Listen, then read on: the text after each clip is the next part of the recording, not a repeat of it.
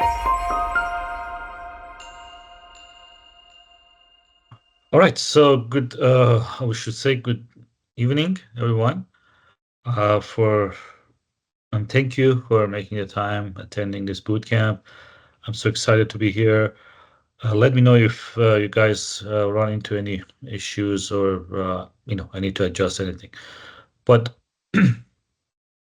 yeah, so I'll try to keep this talk abstract because we do a lot of things in our center. I try to go a bit in a top-down way, so at least give you some ideas about our mission, like why some of the things that you see down the road we're working on, and mostly our kind of long-term vision about the Institute of Future Health. Then I'll try to choose two or three of our activities and cover those, and let's see how much we can cover depending on the time. One of them, of course, is OpenCha because I know it's timely and it's open source, and especially for boot camps, that might be something relevant for students to, for hands-on projects. But I also have one more uh, a different use case of generative AI on kind of knowledge discovery, if you will. All right, so I'm Amir Rehmani, Amir Muhammad Rehmani. I'm a professor here at University of California, Department of Computer Science and School of Nursing.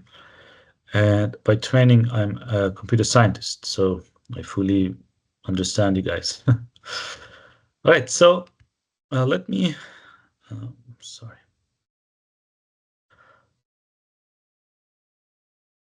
just, yeah, all right. So as you may already noticed, I'm representing also the Institute for Future Health, which is a campus-wide center here at UCI with a focus on health transformation, like how we can leverage technology to transform health.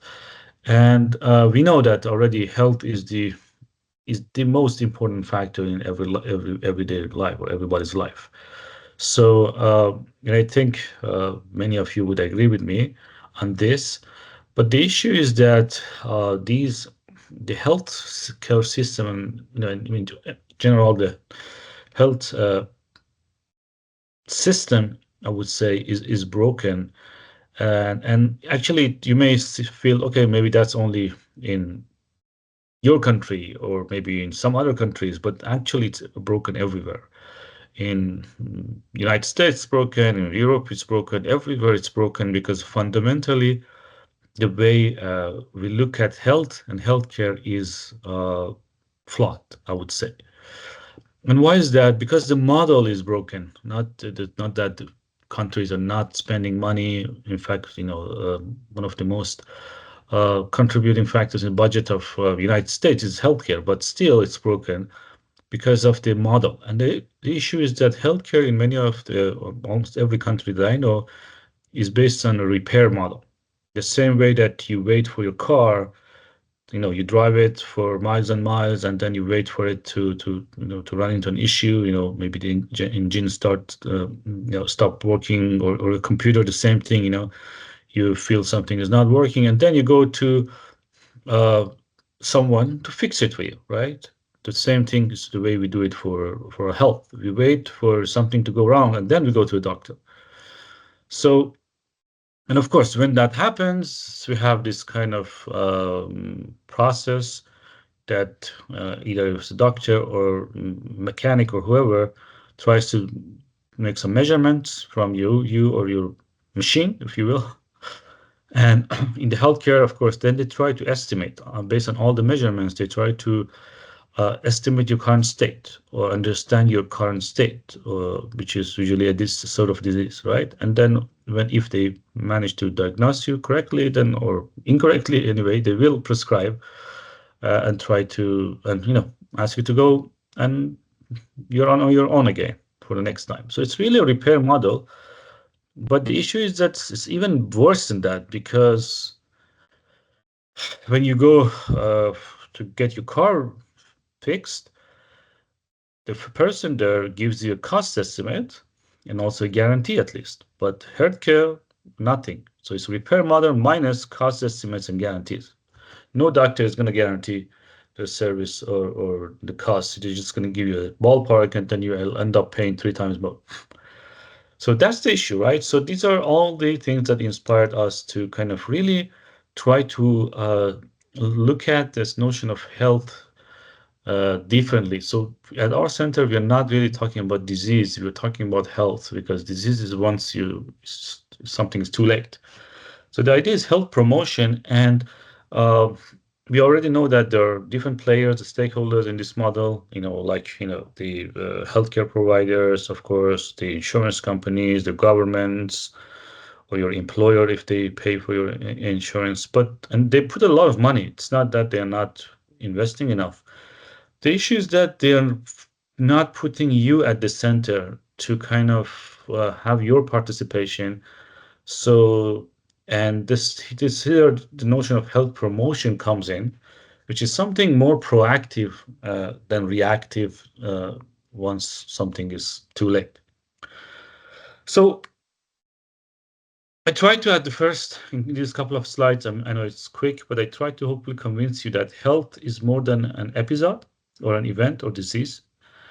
And health is a continuously working dynamic system. And by this dynamic system, you know, I mean something that needs to be continuously monitored, continuously tweaked, and you really need a step-by-step advice. It's not a one-time prescription that a doctor can help you with and you will be on your own. So it's really a continuously working dynamic system and needs continuous recommendations and guidance, if you will.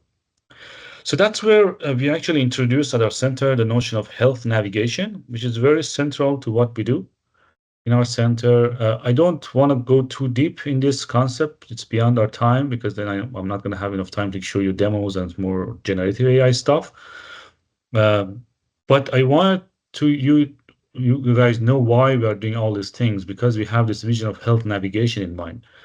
And the idea of health navigation is the same way that, let's say, when you use GPS to go from your home, let's say, to a specific address, and at every turn, your position is sensed by the GPS, right? So there's this current state estimation. Your current state is estimated every, let's say, couple of seconds or a second or something by your GPS.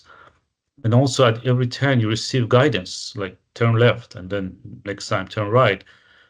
To ultimately reach your goal, we are arguing that we have these days enough sensors and kind of rich data, for example, from wearables that can look at your sleep, your physical activity, your stress, your uh, physiology, heart rate, oxygen saturation, all these things to kind of give you, based on your goal, of course, you need to set your own goal. They give you advice step by step so that to keep you healthy and really going beyond that notion of repair model. So we go for this proactive, health promotion, if you will. Yeah. And just to also let you know that this is a kind of not just, this is something we started, but we are now closely working with two international organizations, ISO and HL7, and they're standardizing our PHN, or we call it Personal Health Navigator architecture. So their latest meeting, ISO, was actually hosted by us at the University of California. So if I want to just summarize it at a high level in a block diagram, the idea is that, of course, you still need to do measurements, you still need to do estimate the current health and provide guidance. These three things you have already seen, but now you add the goal to it, and you have also a loop to kind of make sure compliance and influence happens at every step. So this is not a one-time thing.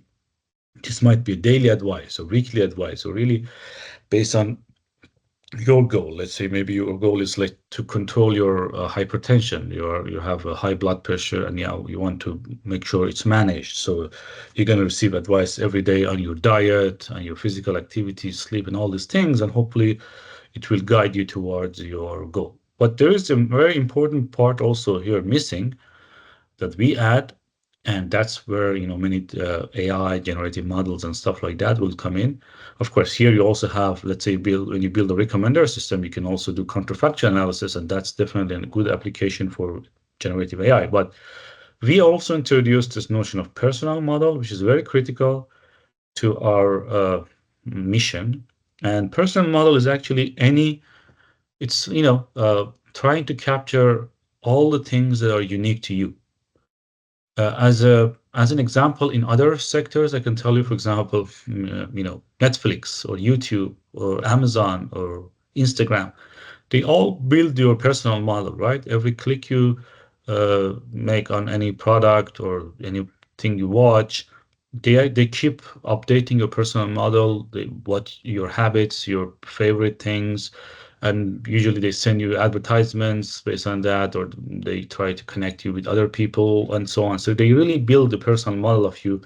So why can't we do the same thing in the healthcare to really have a personal model? Because that personal model is definitely needed to properly estimate your current state and also to provide personalized guidance, not just generic guidance, because each of us is unique and we need personalized guidance.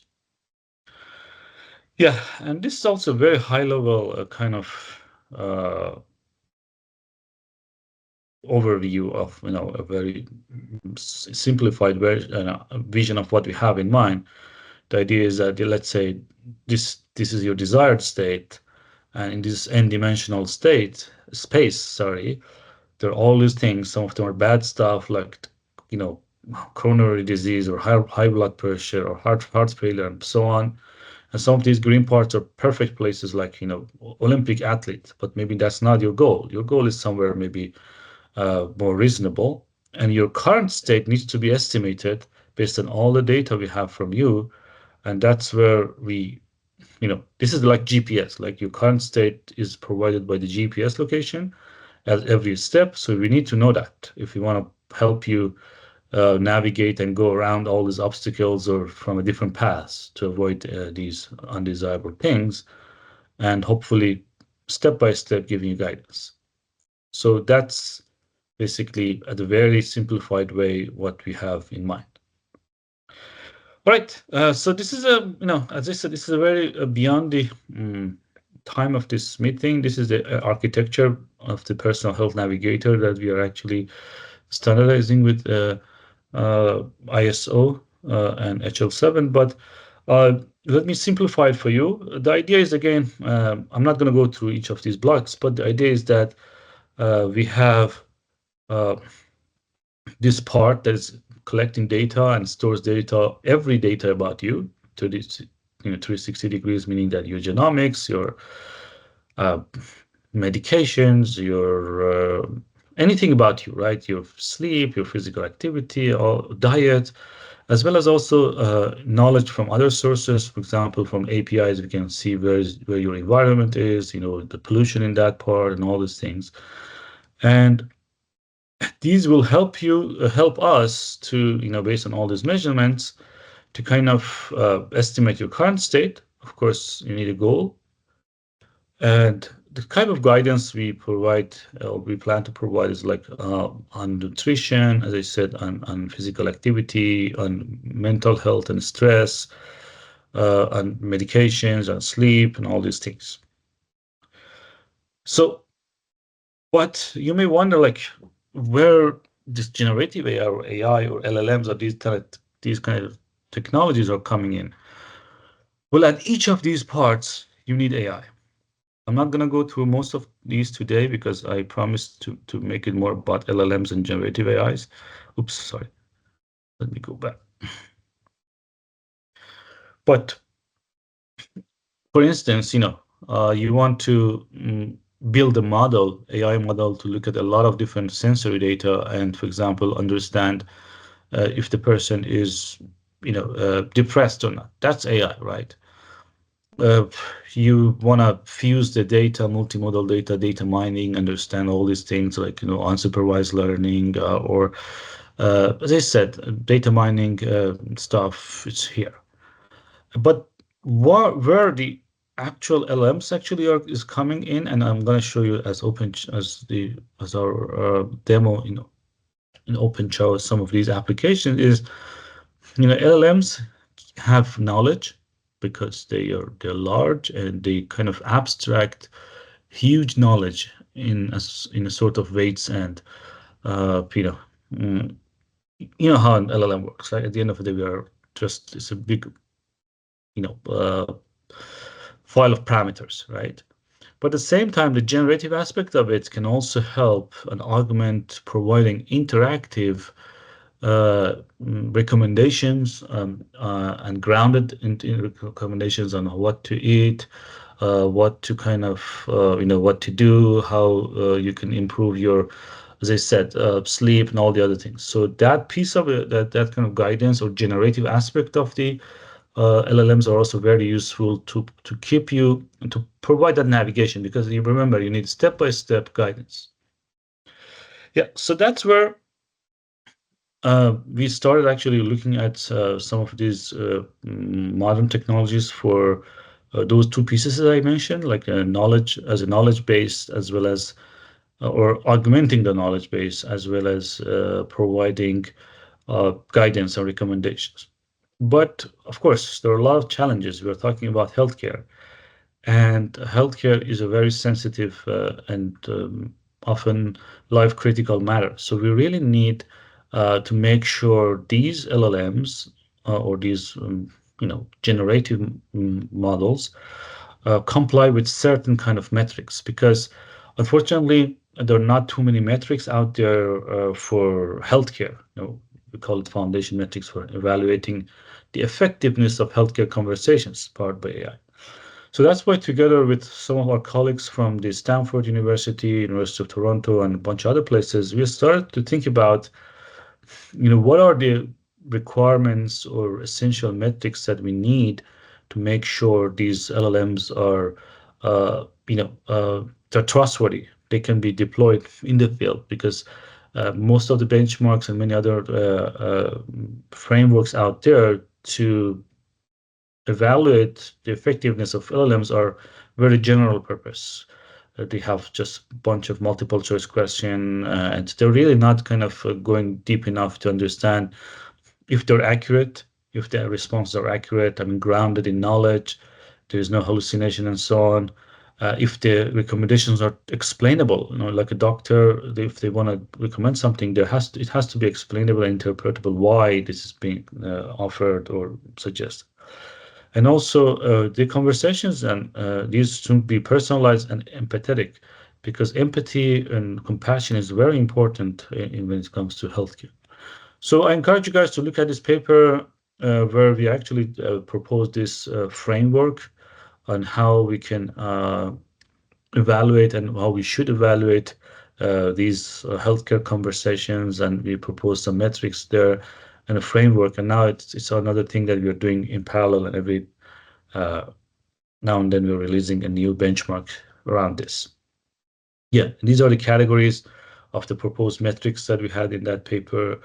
We have 4 buckets: accuracy, trustworthiness, empathy, and performance.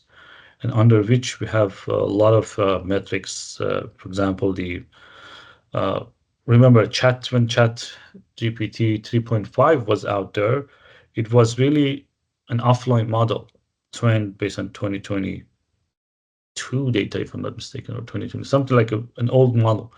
So all the recommendation you would get were really not up to date. But now they are trying to make it, the GPT-4 and other new models, they have these retrieval models so that you can at least also search the web to update their recommendations. But yeah, a lot of things about bias, about fairness, about performance, like size, memory, and all these things were discussed in this work. So I encourage you guys to look at this paper.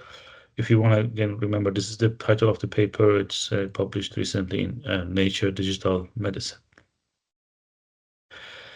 Yeah, so then this work actually helped us to have a good understanding of, let's say, when we want to build conversational health agents or chatbots, if you will, what are the things that we need to keep in mind?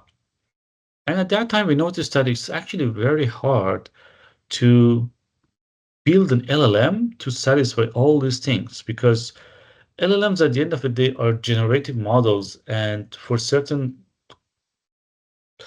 aspects, let's say certain computations, you really cannot rely on them because when you ask an LLM to do math, it just generates the result. It doesn't calculate it. So the idea is that if you really want to personalize the recommendations of an LM so that you can ask personal question, not just generic question about how anyone can help improve their sleep. You want to know how you can improve your sleep.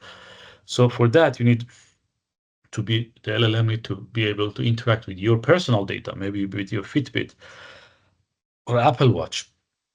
And then we noticed that also there are a lot of external knowledge bases, for example, by NIH, by many other organizations that actually work in this matter. So we noticed that it's really not feasible to only rely on LLMs for this. So we need LLM powered agents. And agents are everywhere, like in a robot that an agent can plan and think and process knowledge and then take actions.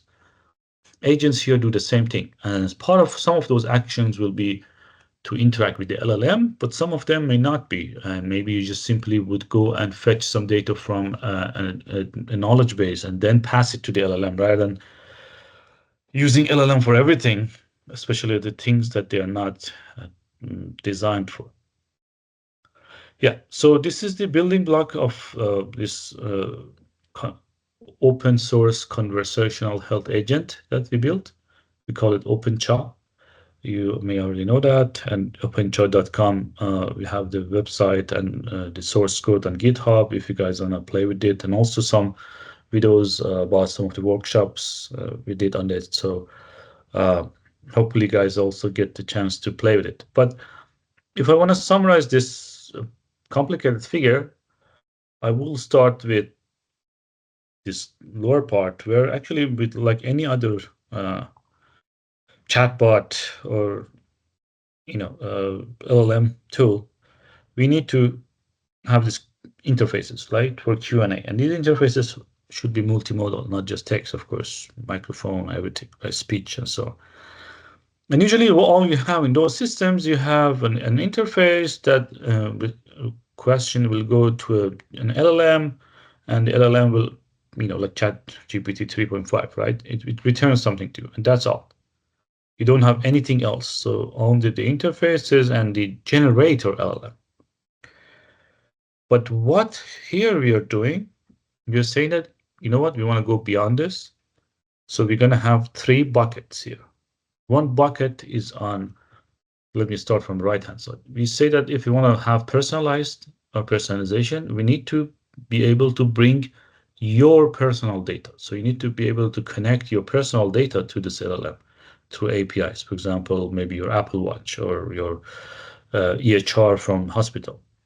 Then the second bucket is on bringing, we call it like knowledge.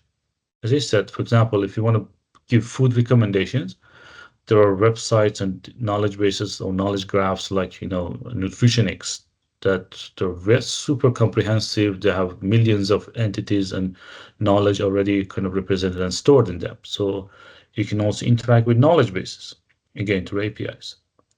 So data, knowledge, and the third one is in external models. Let's say you have already built a deep learning model that can, based on, I don't know, some of the data here, can detect certain parameters. Let's say maybe here you have ECG, and here the model has been trained to detect arrhythmia.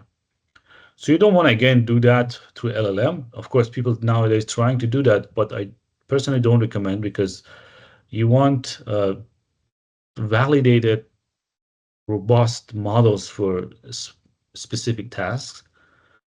Not or let me do it this way. If this is an important statement I'm trying to make here. To me, LLMs are very broad but shallow models. Okay, whereas a deep learning is very narrow but deep. See, so here the LLMs are broad, they know everything, but something about everything, but a little bit. But here you can have specialized models, like one very super validated, for example, LSTM model on detecting a certain thing, which is only is for that problem. So it's very narrow, but it's very deep. So the idea is how you can have those narrow while deep models with shallow while broad models. So that's the best to have the best of both worlds. And that's why I'm telling you better not to use LLMs for everything because they're not that much good for those activities. So here, to summarize, we have models, knowledge, and data. And through APIs, you want to be able to communicate with them, but that needs an orchestrator. An orchestrator which actually acts as an agent. It can break up the queries that you send into multiple tasks. For some of the tasks, it may go, for example, retrieve your data. For some other tasks, it may kind of, for example, for the final recommendation, it may use the generator and so on. And how that planning is done, we use another LLM, not for response generation, but only for planning. This LLM, through prompt engineering, can understand what kind of planning it needs to do. And of course, this data pipe is kind of like a cache where you bring everything to it from these different sources, and you play with you utilize that cache to you know uh, provide the response. So that's as high level how this OpenCha works. So there's an orchestration, two LLMs with different purposes, and to kind of this is the brain, if you will, of that robot or agent. Yeah.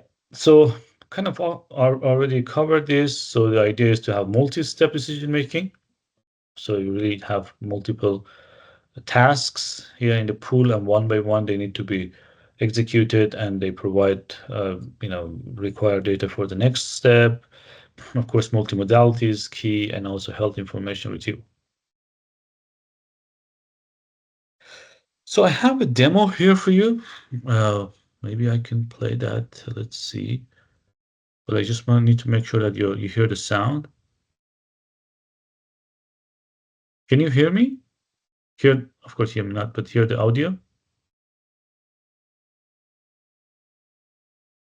I guess the audio of the video is not audible. Sorry, can you hear that? No. So when you share the screen, you have to share the audio as well. So there's an option there. So yeah, you might need to Yeah. share the screen. Okay. I think now I did it. Let me try again. Recommendations on OpenCha. Can you hear it Yeah, it's now? Yes, we audible can now. hear it now. Yeah. Okay, perfect. Then let me actually try to make it all. We first select the tasks that Let me make it open full screen. Maybe I should just.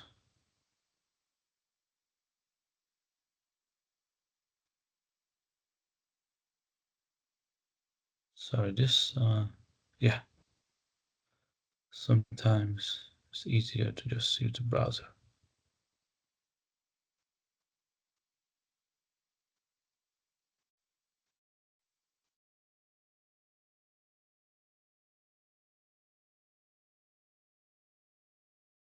Never seen a technology with this kind of rapid adoption curve. Sorry, In let me. fact, it's achieved 100 million users in just the first 2 months. Which is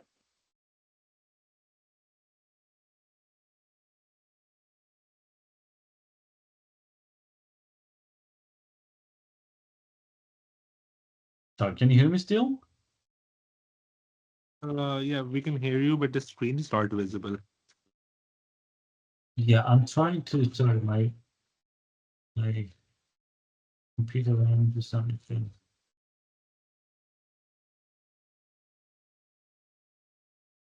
Give me a second, I'll fix it.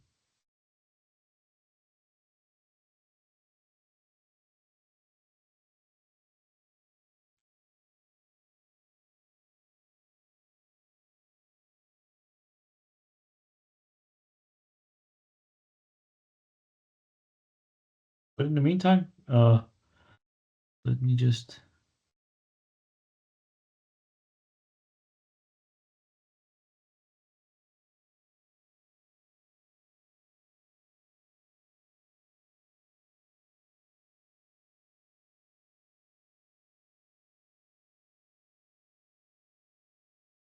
All right, let me now again share my screen.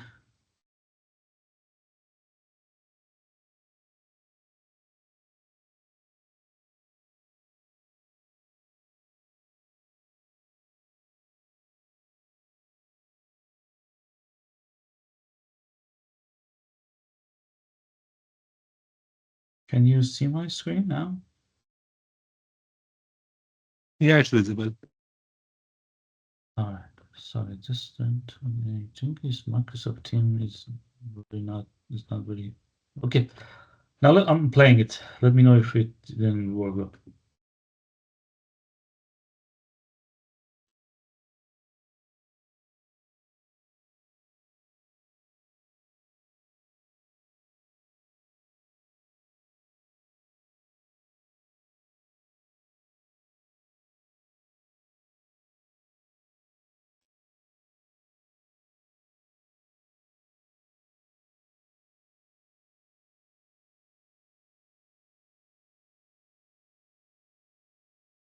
I mean, if the like the video is available on like the website, one of our members can share it. Yeah. Is it playing now? Yeah, it's visible. Okay.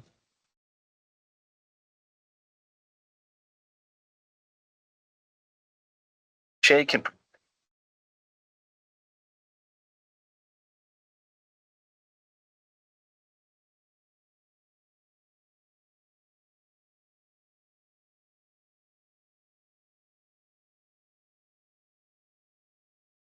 relevant.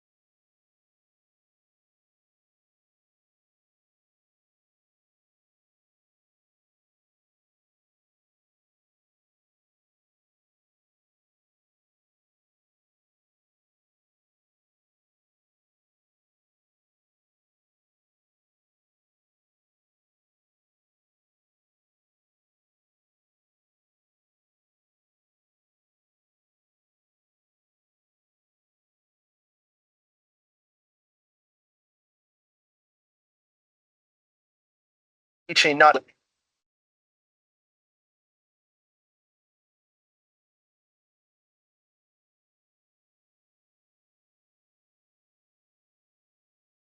Yeah. So that's. Let me see if I can go back now to my slides. Yeah. Did you guys manage to without any technical issues watch the video?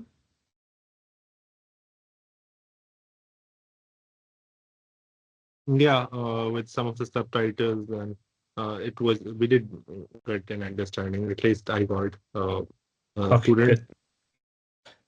So I can still summarize what happened there.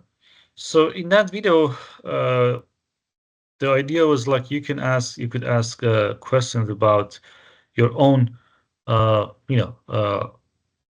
something that is super personalized to your own data, and that's where this OpenCha actually was able to, based on what you asked, because you asked your question had something about you. So you have, how can I improve my sleep, right?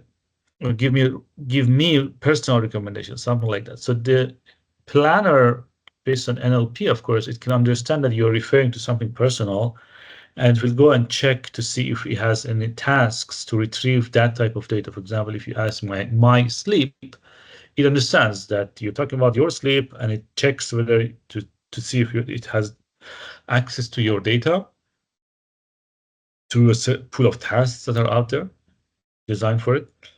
And it can go fetch your data, and also on the question you ask, it can bring a model, a causal machine learning model, to kind of analyze the cause and effect between certain nutritions and your, for example, sleep. And then tries to give you recommendations that are grounded with those, and they're tested using the external model, not just LLM's internal thinking. So that's overall how you see there are steps that are taken one by one to be able to provide you with personalized and trustworthy results. The other demos, I'm not going to play those. For example, what else you can do here, right? So you can, here you see, you can also simply ask questions, for example, about risk factors and diabetes, but you want to make sure the LLM is not just going to go ahead and use the internet like forums or untrusted sources to answer you. So you can make sure it provides you references and it checks, reliable sources. So that's where you see these are all the recommendations or information that you ask, but and also it says that I uh, try to synthesize data or generate data based on CDC and Mayo Clinic. So these are my sources. They're not just any source. So this gives you an ease of mind that, okay, this is grounded and the references are provided. Or what else you can do? You can it can also summarize your data. This is an interesting application these days. Many companies like Apple or all these wearable companies or sensor companies are trying to use a model like this to summarize your data, to give you insights, because there are tons of data collected from you, but how can you simply ask questions and the data will be summarized and reported to you? For example, you can ask, is my REM sleep or is the REM sleep of patient 5, let's say a doctor is asking this, sufficient during August 2022? In August 2022, we have like gigabytes of data from one person only on that sleep. So all it does, it goes and get the data, it kind of runs some statistical analysis and also tries to compare whether that number is less or within the range of recommended. For example, you see here, this is the internal knowledge of the LLM, tells that adults needs about 90 to 120 minutes of REM sleep. This personal REM sleep was 110, which is within the range. So therefore, it's okay. The answer is okay. Everything was summarized and compared with like standard ranges and provided. So this can also help doctors, clinicians, or even people to kind of quickly ask personal questions based on a lot of data that they have in their repository. And of course, based on that, you can also ask to receive recommendations and so on. And then this is the guidance part. One thing else that we've implemented, these are, I guess, are available also on our website, if I'm not mistaken, as demos or case studies. You can also do more advanced things here. For instance, you can ask about something more complicated. For example, like give me the stress level of patient 5 for a specific day. This data is not just available. It's not like sleep that you can do. You go and fetch and get an average. Here you need to do much more stuff on it. All you have here is a signal or source of signals like PPG, that optical sensor that you have on the back of your smartwatch. That's a PPG sensor, right?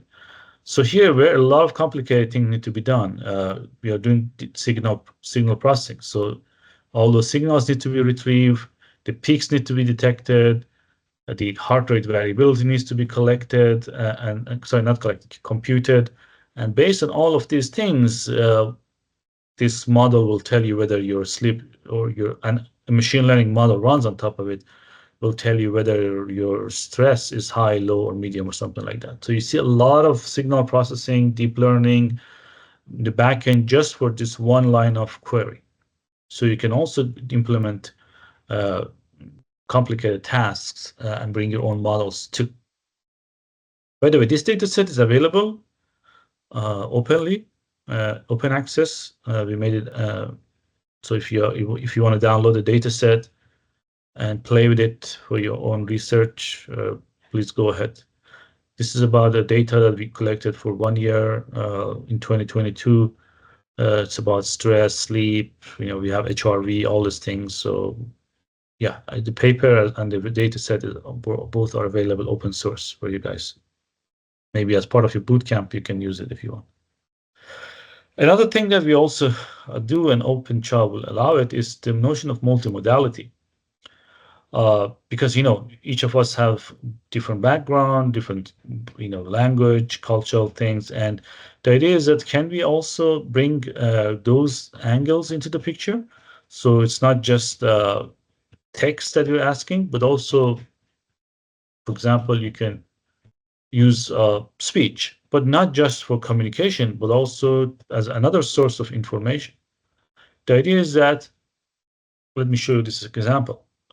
You can ask this question using, of course, a microphone, right? You can tell, like, I'm experiencing mood swings for some time. 1 minute I feel very happy, 1 minute I'm motivated, but the other time I find myself sad, angry, blah, blah. What should I do? What we do at the same time, we send this, of course, this is the semantics of what you said, but how you said that, your tone, we do emotional recognition, or we look at the pitch of your sound. If you said this sentence like energetically, or you're very energetic and so on, or if you feel sad. So we do emotional recognition using audio. And if that emotion is sad, then the type of answer you're going to get is different than you asking exactly the same question, but when your tone is happy. When your tone is sad, this indicates that you're in a bad situation. In this mood swing, you're in the low part, and so it gives you recommendations perhaps to get help. Maybe it's suicidal ideation might be here an issue, so it's more critical. Whereas when you're happy and asking this question, it can give you more kind of advice on diet and stuff like that to kind of help you. But there is no crucial, or it's less urgent. So it's more motivational. This one is more supportive, if you will. So you see, not just your text, but also the way you say that can play a role. And this part can be outsourced to the agent, right?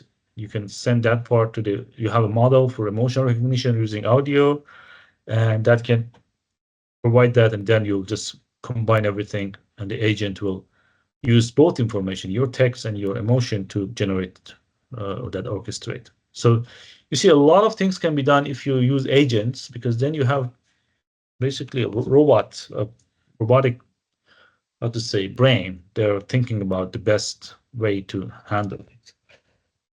All right, let me see. I have another topic which is a bit different on how to use LLMs for knowledge discovery, but for the sake of time, I would like to pause here and ask the organizers if maybe I should end here or continue for another, at least 10 minutes, I would say. Amir, I guess you can continue. It would be really helpful for the students to see what other work you guys are doing. Okay, sounds good. Just wanted to be mindful of time.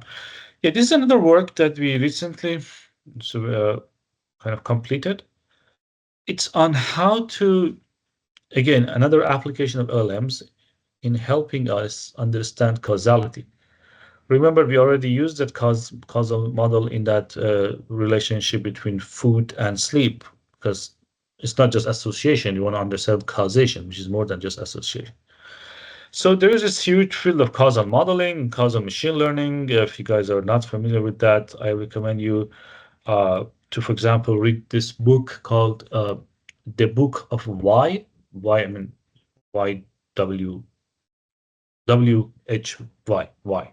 The Book of Why. It's by a Turing Award winner, Professor Judah Pearl from UCLA.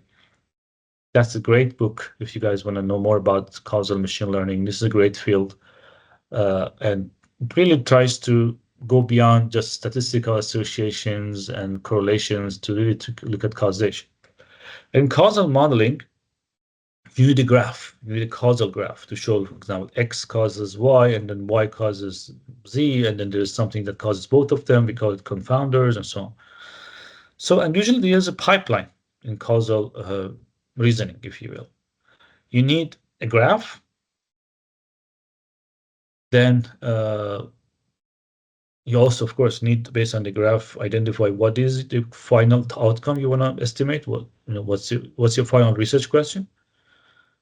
And of course, you need a data set because the causations are ways to work on observational data. Because if you already have an RCT or randomized controlled trials, you usually don't need a causal modeling. But when you have observational data, that's where your causal modeling is very important.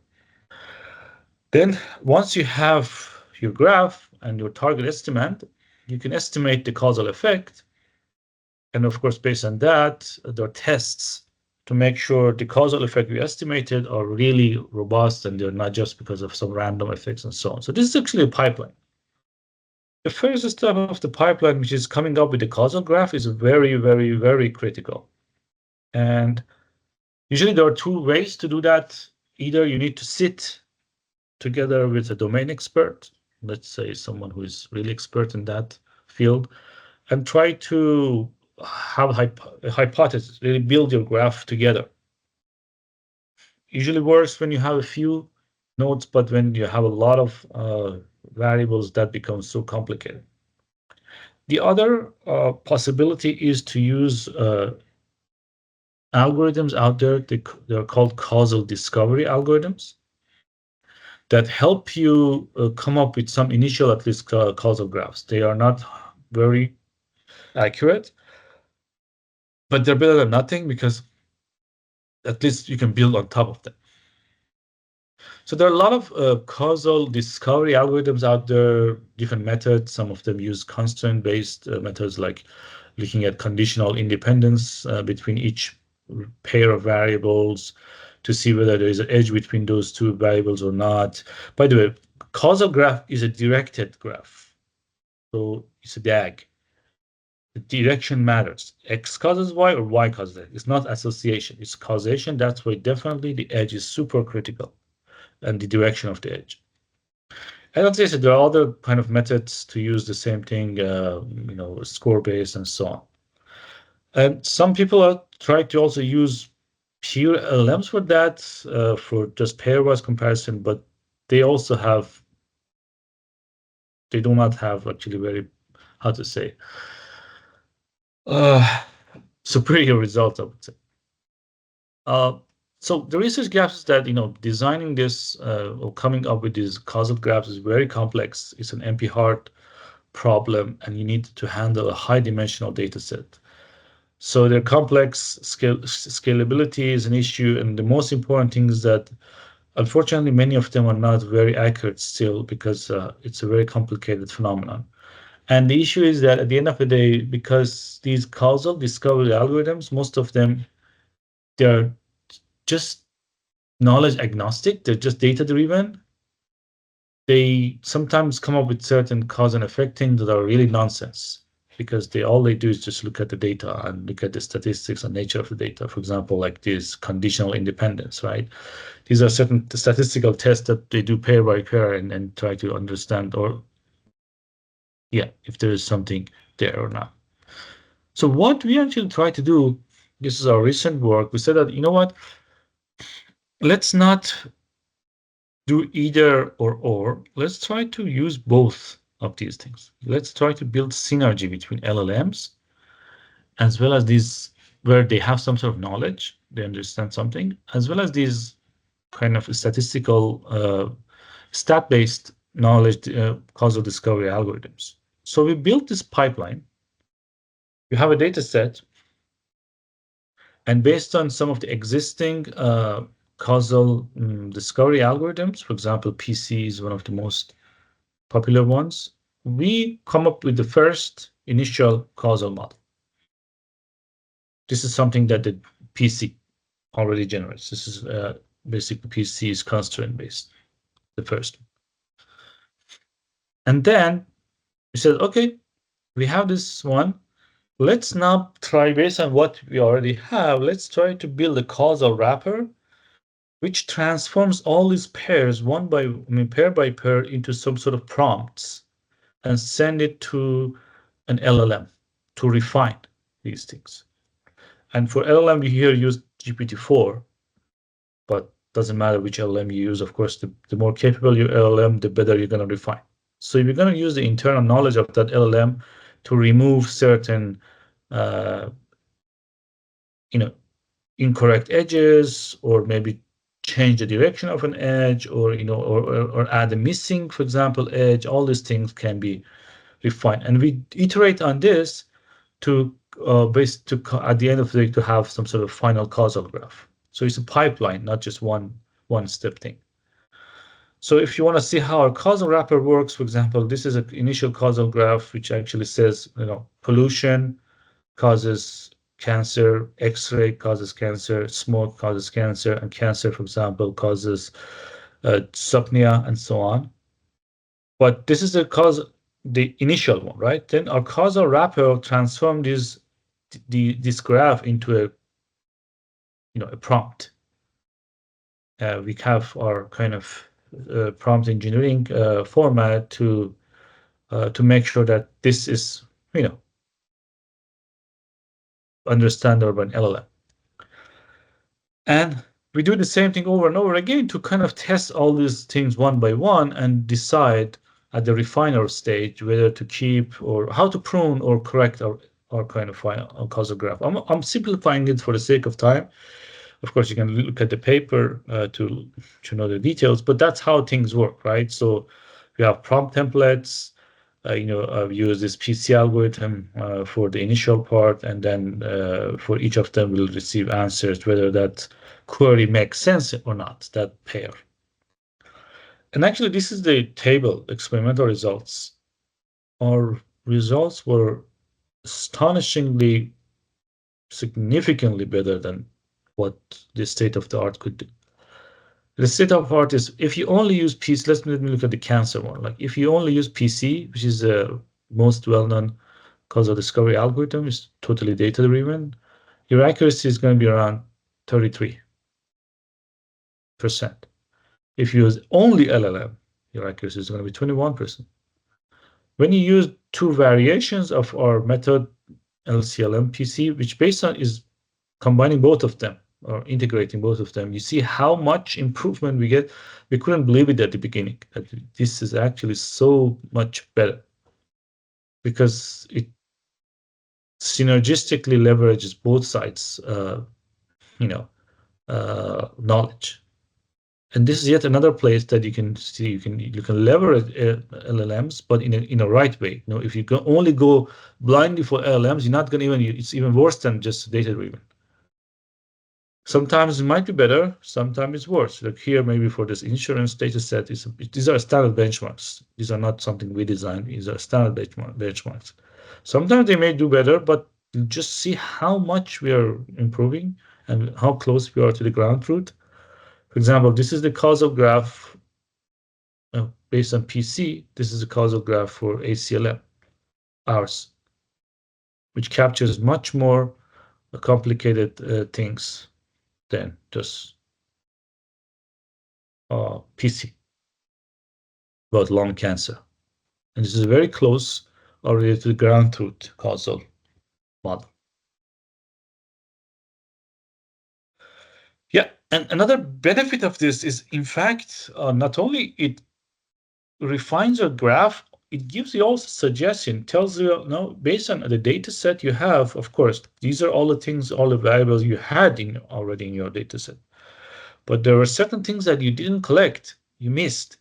It can also give you recommendations, say that maybe next time there are these missing variables that I see. Maybe you want to, for example, collect certain more variables and data to also look at those possible effects. Yeah. Yeah. So that's actually the last on my final demo. I would say it's not demo, actually, one of the generative AI based works. We have a lot of these things in the lab. I would say I could give you 20 more works on generative AI, but for the sake of time, I try to use the ones that we recently did.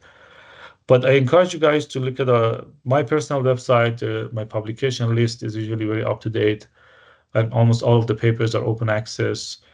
Or you look at our IFH, Institute for Future Health website for resources. And yeah, I would be happy to answer questions. Thank you.